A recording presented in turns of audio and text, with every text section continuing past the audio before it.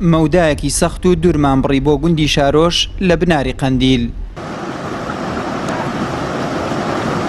ناوچەیەک خاوەنی سەرچاوەیەکی دەوڵەمەند بە ئاوی ژێر زەوی و سەرزەوی، بەڵام تەواوی ئاوی ئەو سنوورە بەفی ڕۆدەچێت. هاوڵاتیانی ئەو گوندە بە سپۆنسەری خۆیان و لە بری حکوومەتێکی تەمەن 26 ساڵە پرۆژەیەکی ئاودێریان بۆ گوندەکەیان ڕاکێشاوە.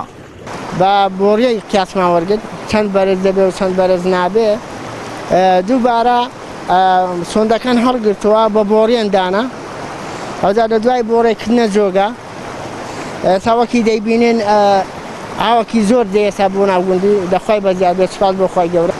هیچی نەچووتە سەر حکومەت، حکومەت بە هیچی هاوکاری نەکردو، نە بە قسە نە بە پارە، بە هیچ هاوکاری ئێمەی نەکردو حکومەت. سوودی زۆرە چووکو بە تایبەتی کاسک و شارۆشە وەکی بۆ خۆتان دیوە پشتاوە ئاوی نییە. زیکرسی ساڵە مەخەیەکی ئەو جۆگایانە بەس ئەو ساڵ ینی ئاوەکەمان گەیشتە ناو گوندی بەهۆی خەڵکی خێرخواز و خەڵکانە گەگار هەتا ئێستا ئەو جۆگایان نەشاندی و بەس خواکاری نووسی پاران داوە بۆ جۆگایەکە. تا ئێستا حکومەت هاوکاری نەکردوین، هیچ هاوکارێکی وای نەکردوین، ینی حکومەت تا ئێستا هاوکاری نەکردوین، بەس خەڵکانی خێرخواز وەڵا خوا خێری ملایەکی دووسی خێرا. هاوڵاتیان و گوندنیشینانی قەندیل لە دێرینەوە باجی ململانیەکانیان داوە و لە ئێستاشدا بەهۆی ناکۆکیەکانی تورکیا و پەکەکە ترس لەسەر ژیانیان درێژەی هەیە.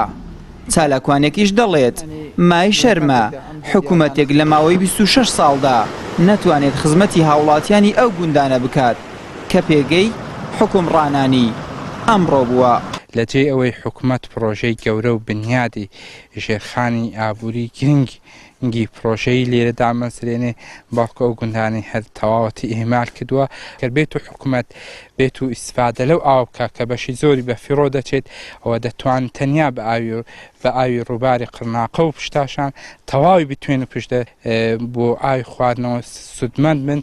پرۆژەی ئاودێری گوندی شارۆش بناوانەکەی لە گوندی پشت ئاشانەوە هەڵبەستراوە و بە درێژایی 6,000 متر گێندراوەتە ئەو گوندە و نزیکەی 500 دۆنم زەوی بەهۆیەوە ئاودێری دەکرێت و بڕی زیاتر لە 50 ملیۆن دینار تێچووی پرۆژەکە بووە.